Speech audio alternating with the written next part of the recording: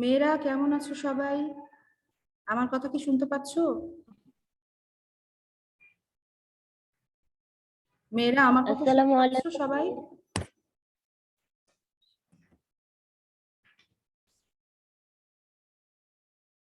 জি miss, শুনতে পাচ্ছি।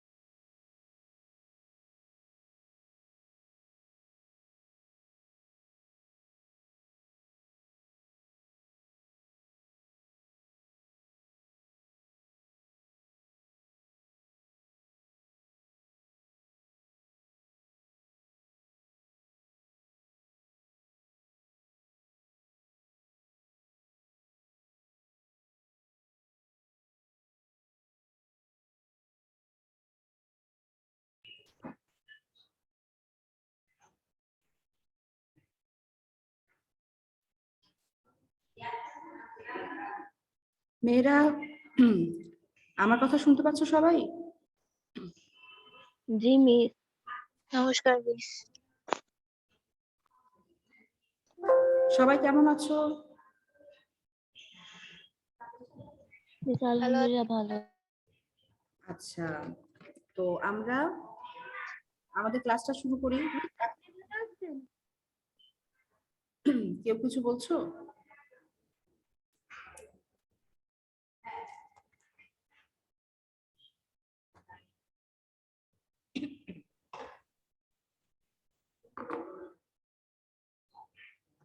আচ্ছা, বাকি মেয়েরা জয়েন করো তাড়াতাড়ি।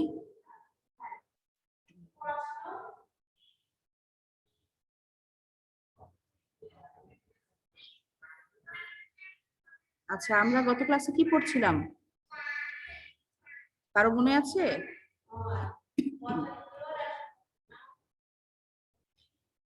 গত ক্লাসে আমরা কপোতাক্ষ নদ পড়ছিলাম। কপোতাক্ষ নদের কোনো একটা অংশে আমরা থেমেছিলাম। কোথায় বলো তো, কতটুকু?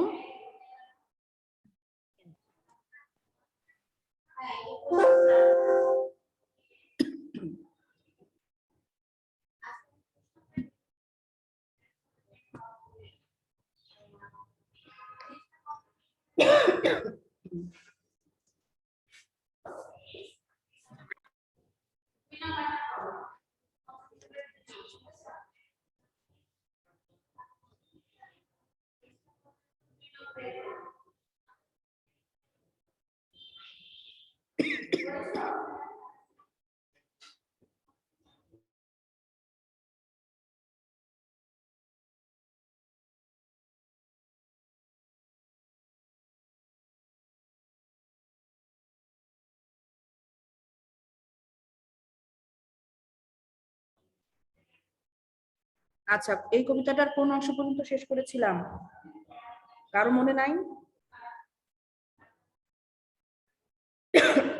আমরা পড়েছিলাম এই পর্যন্ত। দেখো, প্রথম যে 8 লাইন সেটা আমরা শেষ করেছিলাম।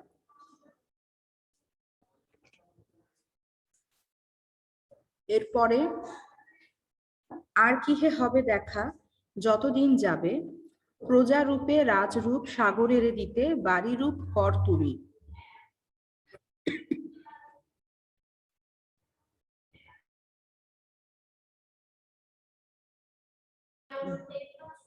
দেখো, কবি কপোতাক্ষ নদের স্মৃতিতে এতটা কাতর হয়েছেন, এতটা তিনি কপোতাক্ষ নদকে ভালোবাসেন, নিজের দেশকে, নিজের শৈশবের স্মৃতি বিজড়িত বাংলাকে তিনি এতটা ভালোবাসেন, তার মনে মাঝে মাঝে দ্বিধা জাগে।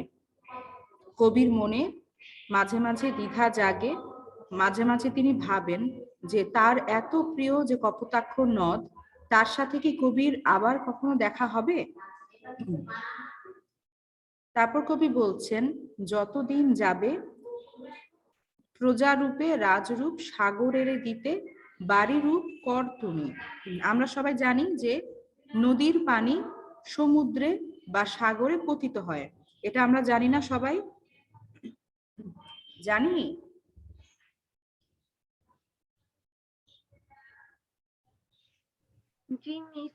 জি মিস।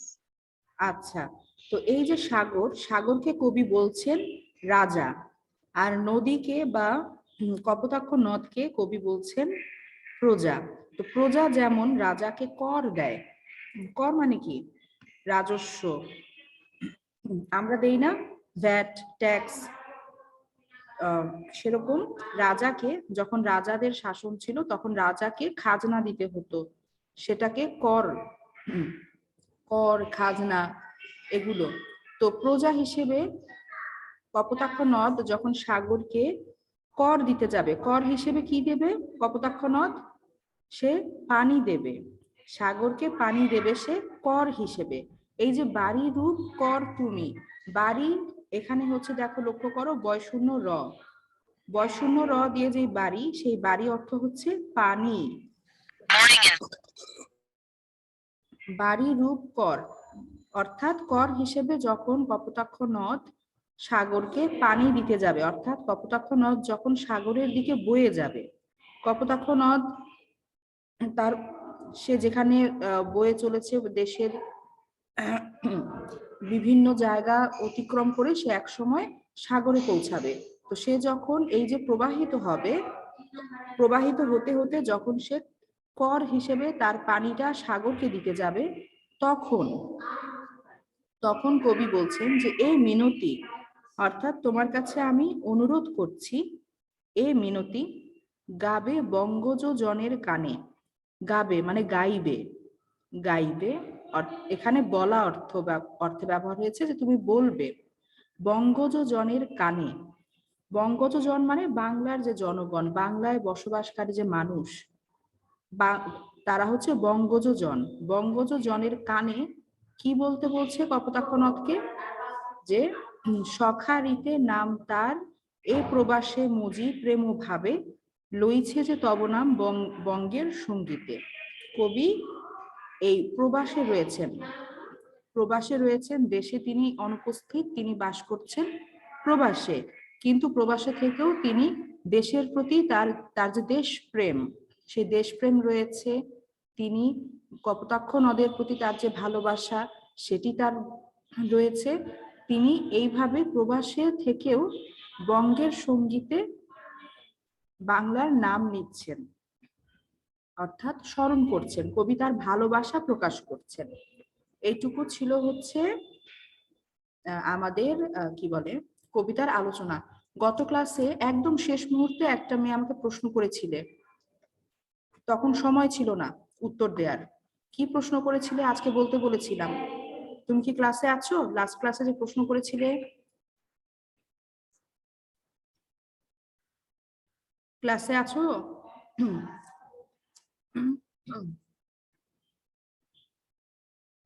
আচ্ছা, সম্ভবত ক্লাসে নেই।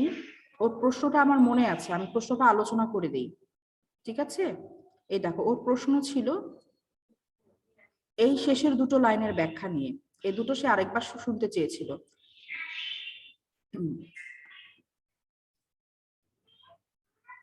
কিন্তু এ স্নেহের তৃষ্ণা মিটে কার জলে, দুগ্ধ স্রোতরূপী তুমি জন্মভূমি স্তনে। এই দুটো লাইনের ব্যাখ্যা শুনতে চেয়েছিলে তুমি। তো সবাইকে বলছি, সবাই শোনো, এটা খুব ইম্পর্টেন্ট, কিন্তু ব্যাখ্যার জন্য, ব্যাখ্যার জন্য খুব ইম্পর্টেন্ট। দেখো, তৃষ্ণা অর্থ কি? কোনো কিছু পান করার ইচ্ছা, সেটা হচ্ছে তৃষ্ণা বা পিপাসা। তো মিউট থাকো মেয়েরা, শব্দ আসছে।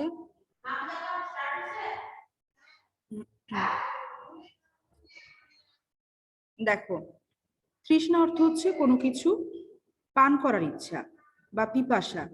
তো কবি মধুসূদন দত্ত তিনি যখন তিনি একটা সময়ে বিদেশে বা পরবাসী ছিলেন, দেশ ছেড়ে তিনি দূরের দেশে বসবাস করতেন, প্রবাসী ছিলেন।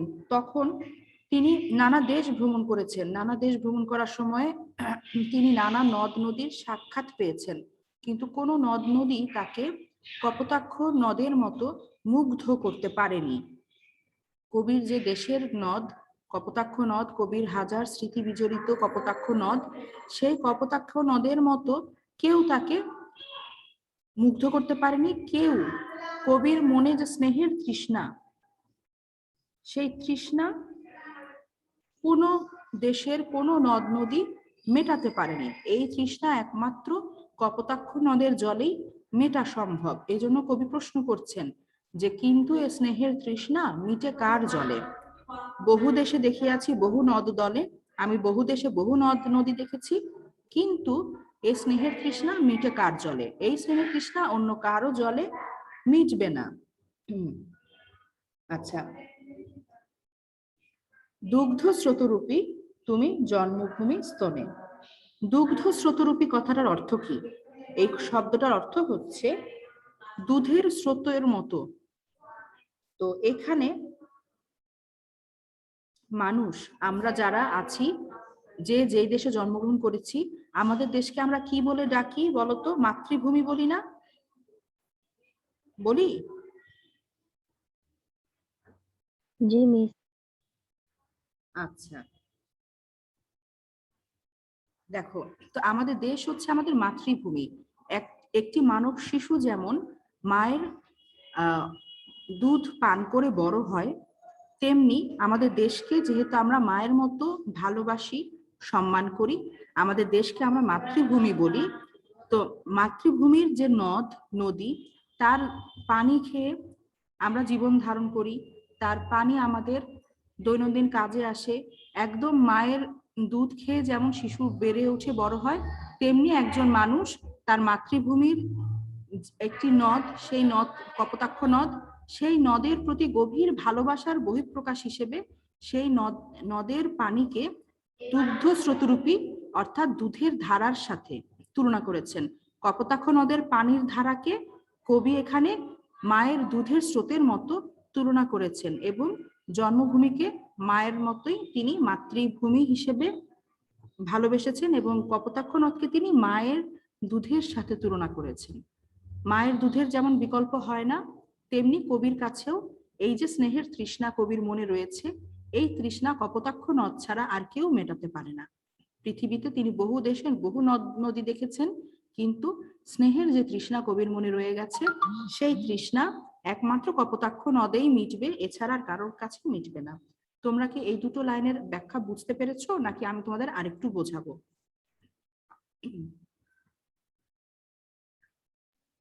বুঝেছি মিস। আচ্ছা, এই লাইন দুটো কিন্তু খুব খুব ইম্পর্টেন্ট। হ্যাঁ, 9, 10, এসএসসি যত দিন তোমরা আছো এই লেভেলে, তোমাদের কিন্তু কপোতাক্ষ নদ কবিতাটাও গুরুত্বপূর্ণ, আবার এই দুটো লাইনও বেশ গুরুত্বপূর্ণ। তো আমরা কি কপোতাক্ষ নদের আলোচনা বুঝতে পারলাম? আরো কোথাও কি কারোর কোনো প্রশ্ন আছে? থাকলে বলো, আমি আলোচনা করে দিব, সামনেই তো পরীক্ষা।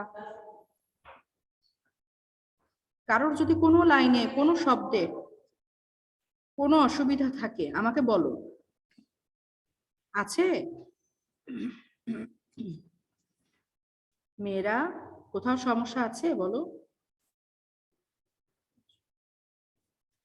আচ্ছা, সবাই বুঝতে পেরেছো আশা করি, যেহেতু কেউ কোনো প্রশ্ন করছো না।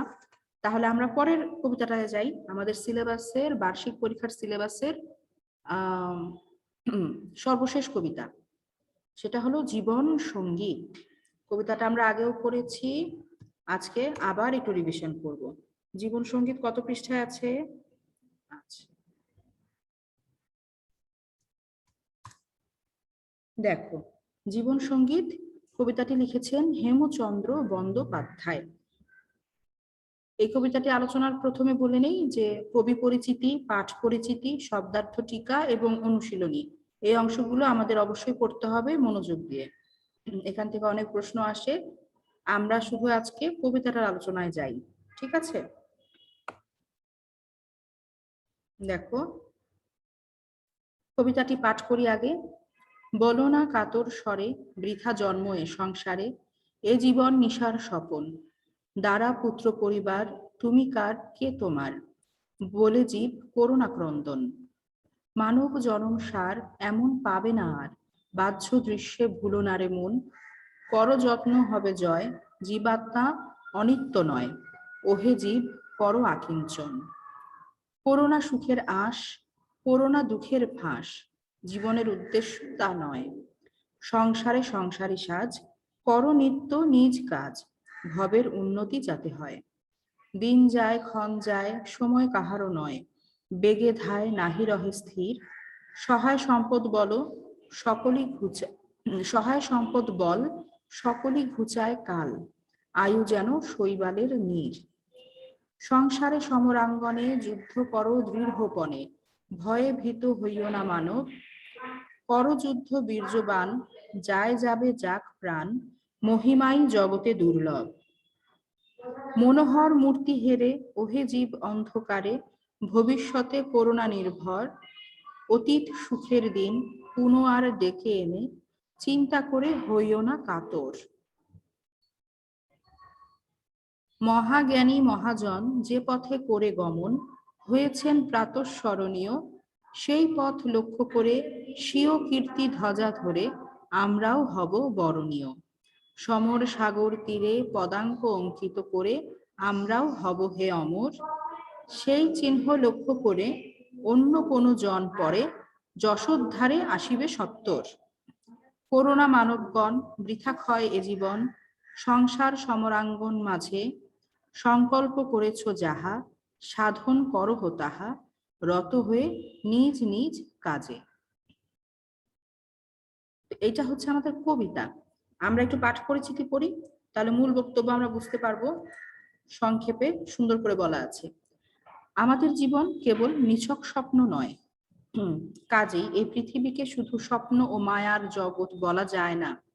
স্ত্রী পুত্র কন্যা এবং পরিজন বর্গ কেউ কারো নয়, এ কথাও ঠিক নয়।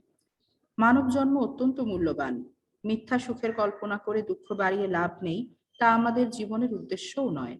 সংসারে বাস করতে হলে সংসারের দায়িত্ব যথাযথভাবে পালন করতে হবে, কেননা বৈরাগ্যে মুক্তি নেই।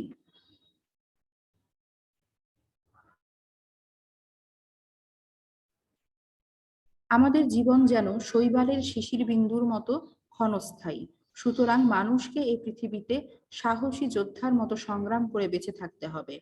মহাজ্ঞানী ও মহান ব্যক্তিদের পথ অনুসরণ করে আমাদেরও বরণীয় হতে হবে, কেননা জীবন তো একবারই। জীবন সঙ্গীত কবিতাটি মার্কিন কবি হেনরি ওয়ার্ডসওয়ার্থ লংফেলো 1807 থেকে 1882 এর এ প্লাম অফ লাইফ শীর্ষক ইংরেজি কবিতার ভাবানুবাদ। তো আমাদের যে জীবন সঙ্গীত কবিতাটি, এটা একটি মার্কিন কবি তার একটি কবিতার ইংরেজি কবিতার ভাবানুবাদ।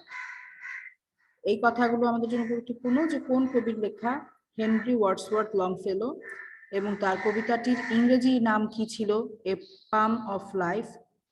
তো এই নাম দুটো আমাদের জন্য খুব গুরুত্বপূর্ণ, জানতে হবে আমাদের, ঠিক আছে? এরপরে দেখো আমরা কবিতার আলোচনায় যাই, কবিতা ব্যাখ্যা করি। কবিতায় যে গুরুত্বপূর্ণ ব্যাখ্যাগুলো আছে সেগুলো এখন একটু ঝটপট তোমাদের আবার বুঝিয়ে দেই।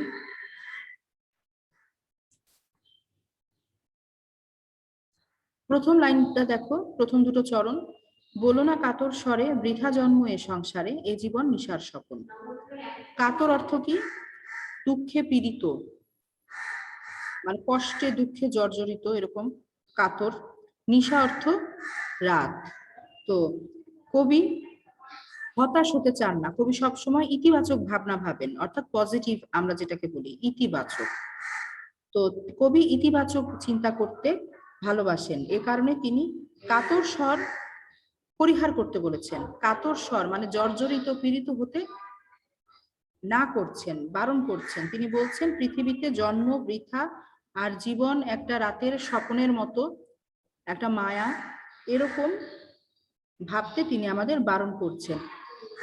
এই পৃথিবীতে জন্ম বৃথা, জীবন রাতের মতো, রাতের স্বপ্নের মতো, এরকম করে বলে যারা কষ্ট অনুভব করে, মনের মধ্যে কষ্ট পুষে রাখে, কবি তাদের এমন ধরনের কথা বলতে নিষেধ করেছেন।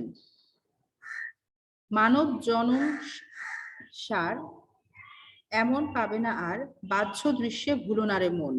এটা আরেকটা গুরুত্বপূর্ণ লাইন। দেখো, সার, মানব জনম সার, সার মানে হচ্ছে মূল কথা। সার মানে কি, কি বললাম সার অর্থ? মূল কথা। মূল কথা।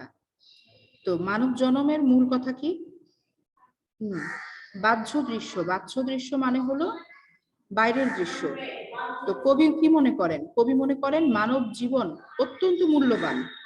এই জীবন একবার যদি চলে যায়, আমরা আর ফেরত পাবো? আর ফেরত পাবো না। একবার যখন মানুষের মৃত্যু হয়, মানুষ আর পৃথিবীতে ফিরে আসে না। তাই জীবনের প্রতি আমাদের হতাশ হওয়া একদম উচিত নয়। এমনকি পৃথিবীর কোনো বাহ্যিক রূপে, বাহ্যিক চাকচিক্যে আমাদের কোনোভাবেই আকৃষ্ট হওয়া উচিত নয়। এটা হচ্ছে বাহ্য দৃশ্যে ভুলোনারে মন। পৃথিবীর যে এত চাকচিক্য, এত প্রাচুর্য, এত বিশাল বিশাল সব আয়োজন, এসবে আমরা যেন মোহবিষ্ট না হয়ে যাই। আমাদের জীবন একটাই, এবং এই জীবন একবার চলে গেলে আর আমরা পাবো না। দেখো, কর যত্ন হবে জয়, জীবাত্মা অনিত্য নয়, ওহে জীব কর আকিঞ্চন। এটা কি? জীবাত্মা অর্থ হলো জীবের আত্মা বা প্রাণ, আর অনিত্য অর্থ হলো স্থায়ী নয়, যা নশ্বর। আর আকিঞ্চন, আকিঞ্চন শব্দের অর্থ হলো আকাঙ্ক্ষা বা চেষ্টা, কোনো কিছু পাওয়ার জন্য বিশেষভাবে চেষ্টা করা। তো এই চরণের কি অর্থ হলো? যে কবি কর্মের প্রতি মানুষকে যত্নশীল হতে বলেছেন, কারণ জীবাত্মা অক্ষয় নয় বা একেবারে স্থায়ী নয়। জীবাত্মা অমর নয়। তো কোনো না কোনো দিন এর ধ্বংস আসবেই, এর একটা শেষ আছে। তাই বাহ্যিক চাকচিক্যে আকৃষ্ট না হয়ে আমরা যেন নিজের জীবনের যে কাজ, সে কাজটা যেন আমরা করি, কাজের প্রতি যেন আমরা মনোযোগী হই, সেই দিকে কবি আমাদের সচেষ্ট হতে বলেছেন। তো এরপরে কি আছে দেখো, যে সংসারে সংসারী সাজ, কর নিত্য নিজ কাজ, ভবের উন্নতি যাতে হয়। ভব অর্থ কি? ভবের অর্থ হলো পৃথিবী। তো দেখো, সংসারে বৈরাগ্য, সংসারে বৈরাগ্য মানে কি? বৈরাগ্য মানে হচ্ছে সংসার বিমুখতা, মানে সংসারের প্রতি কোনো আকর্ষণ নাই, কোনো দায় দায়িত্ব নাই, পরিবারের সাথে কোনো ঘনিষ্ঠ সম্পর্ক নেই, পরিবারের প্রতি দায় দায়িত্ব নেই, কোনো মায়া মমতা নেই, এটা হচ্ছে বৈরাগ্য।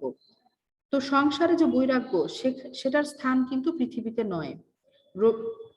আচ্ছা, তো কবি কি বলছেন? যে সংসারে বাস করতে গেলে সংসারের প্রতি দায়িত্বশীল হতে হবে। সংসারে বাস করতে হলে আমাদের কি করতে হবে? সংসারের প্রতি যা দায় দায়িত্ব পালন করতে হবে। কবি বলছেন সংসারে সংসারী সাজ, মানে সংসারে থাকতে গেলে সংসারের মতোই থাকতে হবে। করো নিত্য নিজ কাজ, নিত্য মানে সবসময়, নিজ কাজ, তোমাকে সবসময় নিজের কাজ করতে হবে। ভবের উন্নতি যাতে হয়, পৃথিবীর উন্নতি এতেই সম্ভব। সবাই যদি যার যার দায়িত্বটা পালন করে, তাহলে পুরো পৃথিবীর উন্নতি সম্ভব। তারপর দেখো, দিন যায় ক্ষণ যায়, সময় কাহারও নয়, বেগে ধায় নাহি রয় স্থির। সময় কি কারোর জন্য অপেক্ষা করে? বলতো, সময় কারোর জন্য অপেক্ষা করে না। আমরা জানি একটা কথা, যে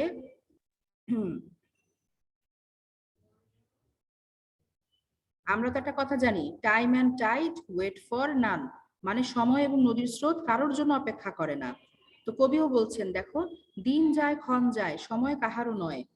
তুমি যদি কাজকর্ম না করে বসে থাকো, সময় কিন্তু তোমার জন্য বসে থাকবে না। এই যে তোমাদের সামনে বার্ষিক পরীক্ষা, তোমরা যদি বসে থাকো, অলসতা করো, সময় কি থেমে থাকবে? থাকবে না। মিনিট পার হবে, ঘন্টা পার হবে, দিন চলে যাবে, সপ্তাহ চলে যাবে। তো বেগে ধায় নাহি রহে স্থির, সময়ের একটা বেগ আছে, গতি আছে, সেই গতি অনুযায়ী সময় চলে যায়। সেই আর ইয়ে কি, সময় কি ইয়ে করে, দাঁড়িয়ে থাকে আমাদের জন্য, স্থির থাকে? থাকে না। এরপরে সহায় সম্পদ বল, কোথায় ছিলাম, সহায় সম্পদ বল সকলই ঘুচায় কাল, আয়ু যেন শৈবালের নীর। সহায় অর্থ, সহায় সম্পদ বল মানে সহায় সম্পদ হচ্ছে ধন সম্পদ, বল হচ্ছে শক্তি, সকলই ঘুচায় কাল, এগুলো সব শেষ করে দেয়, মানে ঘুচায় মানে সমাপ্তি, এগুলো সময়ের সাথে সাথে শেষ হয়ে যায়। আয়ু যেন শৈবালের নীর। আয়ু কি, আমাদের জীবনের আয়ু শৈবালের নীর। এই নীর অর্থ কি, পানি। নীর অর্থ কি, এই বানানটা দেখো, নয় দন্ত নয় রস্যইকার বয়শূন্য র। নীর অর্থ কি, বয়শূন্য র, পানি। হ্যাঁ বয়শূন্য র দিয়ে যে নীর সেটার অর্থ পানি, আর ডশূন্য র দিয়ে যে নীর সেই নীর অর্থ বলো। পানি। না, ডশূন্য র বলেছি।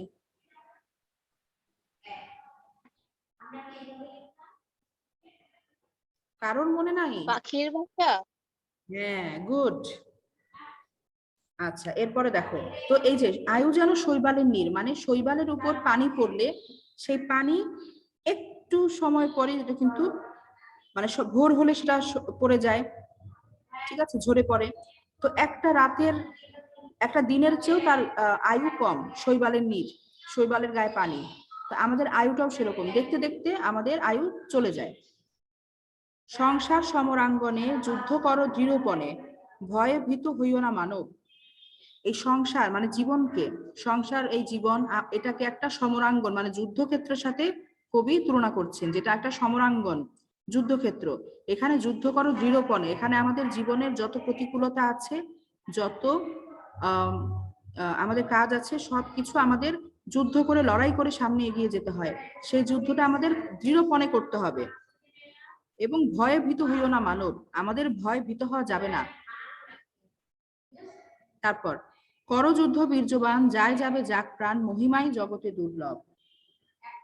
তো আমাদের কি করতে হবে, শক্তিশালী, আমরা আমাদের খুবই শক্তিশালী বলছেন, করযুদ্ধ বীর্যবান, যায় যাবে যাক প্রাণ, প্রাণ যদি যায় যাক, কিন্তু এই যে মহিমা, এই যে মাহাত্ম্য, এই যে প্রশংসা, এটাই হচ্ছে জগতে দুর্লভ। তো মনোহর মূর্তি হেরে ওহে জীব অন্ধকারে, ভবিষ্যতে করুণা নির্ভর। আমাদের ভবিষ্যৎ কিন্তু আমরা জানি না, ঠিক আছে, ভবিষ্যতের উপর নির্ভর না করে, এবং অতীত সুখের দিন পুনঃ আর ডেকে এনে চিন্তা করে হইও না কাতর। আমাদের ভবিষ্যৎ আমরা জানি না, ভবিষ্যৎ নিয়েও বসে থাকা যাবে না। আবার অতীতে আমাদের সুখের দিন ছিল, সেই সুখের দিন এখন আর নেই, এইসব চিন্তা করে কাতরও হওয়া যাবে না।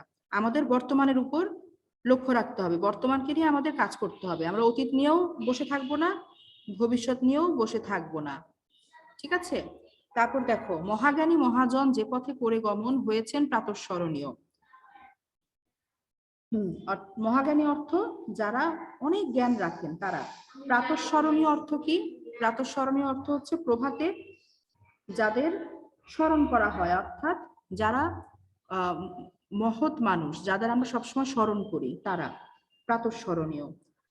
বরণীয়, বরণীয় মানে বরণের উপযোগী, বরণযোগ্য। তো যারা মহাজ্ঞানী, যারা মহাজন, তারা যে পথে চলেছেন, যে পথে চলে তারা প্রাতঃস্মরণীয় হয়েছেন, এই যে এখন আমরা তাদের স্মরণ করছি, এরকম মানুষ যে পথে গমন করেছেন সেই পথ লক্ষ্য করে স্বীয় কীর্তি ধ্বজা ধরে আমরাও আমাদের কাজ ওই পথ লক্ষ্য করে করে যাব। আমাদের নিজের যা কাজ, সেই কাজ আমরা করে যাব সেই মহাজ্ঞানী মহাজনদের পথে লক্ষ্য করে, এবং আমরাও হব এইভাবে বরণীয় মানুষ, আমাদেরকেও বরণীয় হিসেবে কি করবে, গণ্য করবে। সমর সাগর তীরে পদাঙ্ক অঙ্কিত করে আমরাও হব হে অমর। তো এইভাবে আমরা তাদের যে পদাঙ্ক, তাদের যে পায়ের পদচিহ্ন, সে পদচিহ্ন অনুসরণ করে আমরাও যদি এগিয়ে যাই, আমরাও হব অমর, অর্থাৎ আমাদের কীর্তি পৃথিবীতে রয়ে যাবে, আমাদের কাজ এই পৃথিবীতে রয়ে যাবে, অবদান রয়ে যাবে। তো সেই চিহ্ন লক্ষ্য করে অন্য কোনো জন পরে যশোদ্ধারে আসিবে সত্তর। তো আমাদের এই যে পদচিহ্ন, সেই চিহ্ন লক্ষ্য করে আবার আমাদের পরের যারা প্রজন্ম তারা আসবে, এসে তারা কি করবে, তারাও এগিয়ে যাবে, তারাও পৃথিবীর কল্যাণে নিয়োজিত হবে, তারা তাদের নিজ নিজ কর্ম সাধন করবে। আচ্ছা, করোনা মানবগণ বৃথা ক্ষয় এ জীবন, সংসার সমরাঙ্গন মাঝে। কবি মানবদের বলছেন যে বৃথায় জীবনটা নষ্ট করো না, এই জীবন মূল্যবান এবং এই জীবন একবার চলে গেলে আর আসে না। সংকল্প করেছো যাহা, যা করার প্রতিজ্ঞা তুমি করেছো, যে ভালো কাজটা করার প্রতিজ্ঞা তুমি করেছো, সেটা সাধন করো, সেটা সম্পাদন করো। রত হয়ে নিজ নিজ কাজে। নিজের নিজের কাজে রত মানে কি? নিয়োজিত হওয়া। নিজের নিজের কাজে নিয়োজিত হও, যা প্রতিজ্ঞা করেছো সেটা পূরণ করো, সাধন করো অর্থাৎ সমাপ্ত করো। এইভাবে নিজের জীবনকে গড়ে তোলো। এটা হচ্ছে কবির এই জীবন সঙ্গীত কবিতার মূল কথা। ঠিক আছে মেয়েরা, আমরা কি বুঝতে পারলাম কবিতার আলোচনাটা? জীবন সঙ্গীত বুঝতে পেরেছি?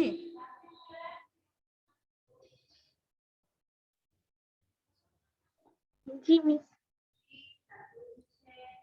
আচ্ছা, তাহলে একটা কাজ করি এখন। ও, তোমাদেরকে একটা জরুরি কথা বলার আছে, সেটা হলো অনেক কিছু মেয়ে আছে, তোমাদের অ্যাসাইনমেন্ট আমরা সবগুলো পাইনি। বাংলা অ্যাসাইনমেন্টের কথা বলছি।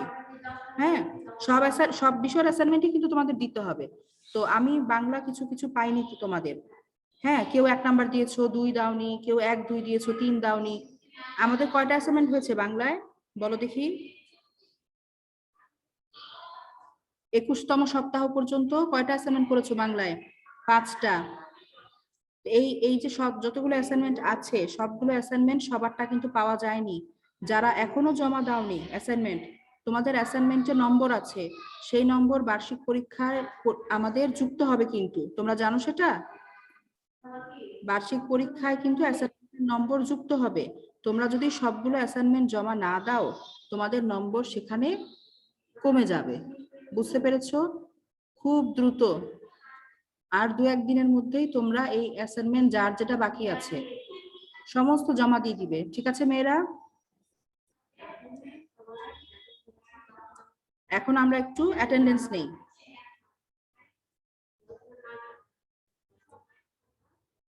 প্রথমে হিউম্যানিটিজ এর মেয়েরা আসো, অ্যাটেন্ডেন্স দাও।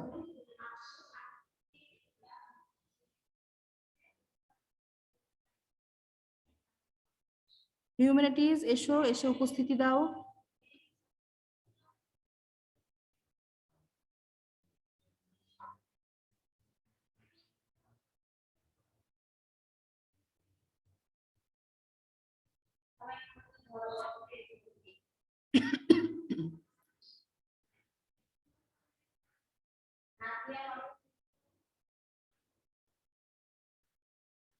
আচ্ছা, হিউম্যানিটিজ শেষ, বিজনেস এসো।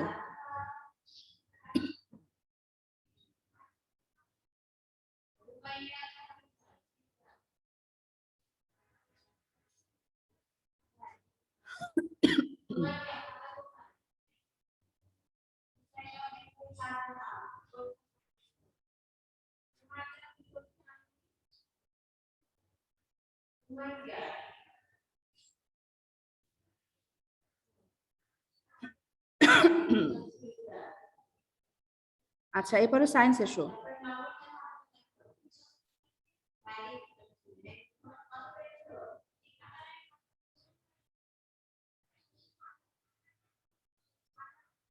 ওয়ারিশা কিছু বলতে চাচ্ছো? হ্যান্ড রেজ করেছো। নো মিস, ভুলে হয়ে গেছে। ঠিক আছে,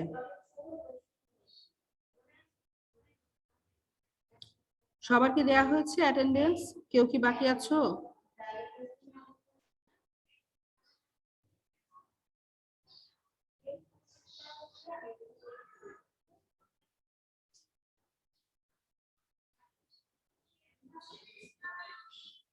আচ্ছা, এবারে তোমাদের সাথে একটু কথা বলি। আমাদের সামনে বার্ষিক পরীক্ষা। আর বেশি সময় বাকি নেই। আমরা আমাদের বার্ষিক পরীক্ষার প্রথম পত্র অংশের যেই ইয়েগুলো আছে, গল্প, প্রবন্ধ এবং কবিতা আছে, সব কিন্তু এই গত কয়েকদিনে আমরা রিভিশন করে শেষ করেছি। কবিতাগুলো প্রত্যেকটা লাইন ধরে ধরে আমি আলোচনা করে বুঝিয়ে দিলাম। আজকেও একটা কবিতা বুঝিয়ে দিলাম, একটা না, একটা এবং আরেকটার অর্ধেক। তো এই যে আলোচনাগুলো, এই আলোচনাগুলো থেকে তোমরা বুঝতে পেরেছো যে কিভাবে পড়তে হবে, কিভাবে প্রশ্নের উত্তর গুছিয়ে লিখতে হবে, ব্যাখ্যা আসলে কিভাবে বলতে হবে, লিখতে হবে। বুঝতে পেরেছো সবাই? জি মিস। বাকিদের কি খবর? শুধু মুসরাত জাহান বললো, বাকিরা? মিস বুঝতে পেরেছি। জি মিস। আচ্ছা, তো তোমাদের পড়া থাকলো বাংলা গদ্য এবং পদ্য। তো কিভাবে করতে হবে? বাংলা প্রথম পত্র পুরোটাই তোমাদের পড়া থাকলো। আগামী ক্লাসে আমি তোমাদেরকে ক্লাস ওয়ার্ক দিব, ঠিক আছে? ক্লাস ওয়ার্ক যে কোনো কিছু হতে পারে, এমসিকিউ হতে পারে, সৃজনশীল প্রশ্ন হতে পারে, সেটা গদ্য থেকেও হতে পারে, কবিতা থেকেও হতে পারে। অর্থাৎ বাংলা প্রথম পত্রের যে সিলেবাসটা আছে সম্পূর্ণটা তোমাদের পড়া থাকলো আগামী ক্লাসের জন্য। আগামী ক্লাসে আমরা একটা ক্লাস ওয়ার্ক করব। এখন কপোতাক্ষ নদ পড়ালাম আজকে অর্ধেক, এবং জীবন সঙ্গীত কবিতাটা পড়ালাম। এই দুটো কবিতার মধ্যে বা যে কোনো অংশ থেকেই তোমরা প্রশ্ন করতে পারো, গল্প কবিতা যে কোনো, কোনো সমস্যা নেই। তোমাদের বুঝতে অসুবিধা হচ্ছে বা তোমাদের আরেকবার বোঝালে সুবিধা হয়, এরকম কোনো ব্যাপার থাকলে আমাকে এখন প্রশ্ন করো।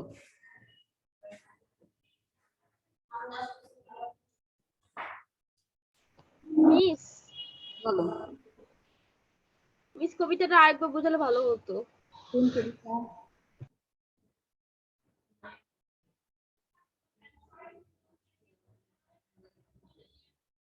কোন কবিতাটা?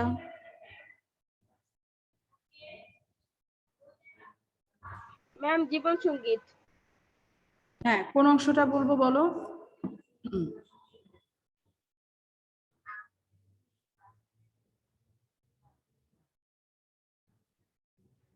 বলো কোন জায়গাটা?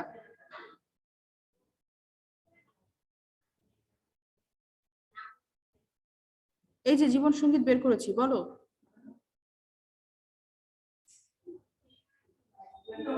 জি ম্যাম, ফার্স্টের প্যারাগুলো।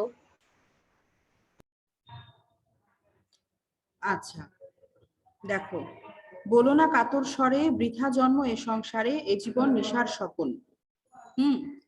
এই কথার অর্থ কি? কাতর অর্থ দুঃখে কষ্টে পীড়িত, এরকম যে তুমি দুঃখিত স্বরে, স্বর মানে কি? গলার স্বর, সেই স্বর। তো গলার মানে আমরা যেন কাতর কণ্ঠে না বলি যে এই পৃথিবীতে, সংসার অর্থ হচ্ছে পৃথিবী। এখানে এই পৃথিবীতে আমরা জন্ম গ্রহণ করেছি, জন্মটা বৃথা, এবং আমাদের এই জীবন একটি রাতের স্বপ্নের মতোই, মানে এটা বাস্তব নয়। রাতে আমরা যেমন স্বপ্ন দেখি সেরকম স্বপ্নের মতো। তো দ্বারা পুত্র পরিবার, দ্বারা অর্থ স্ত্রী, স্ত্রী পুত্র পরিবার, তুমি কার কে তোমার, বলে জীব করুণা ক্রন্দন।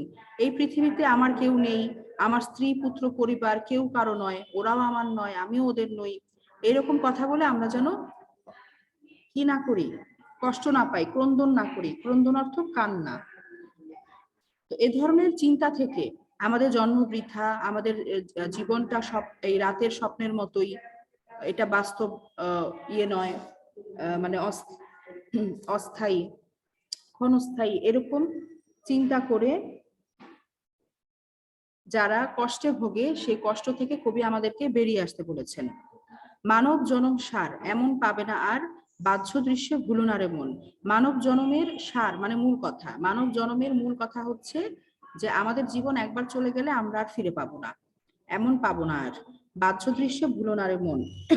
বাহ্য দৃশ্য মানে কবি বোঝাতে চেয়েছেন আমাদের চারপাশের জগতে যে চাকচিক্য আছে, বাইরের জগতের যে বাহ্যিক যে চাকচিক্য, বাহ্যিক যে রূপ, সেই রূপে যেন আমরা আকৃষ্ট না হই, আমরা যেন আমাদের কাজের প্রতি আকৃষ্ট হই।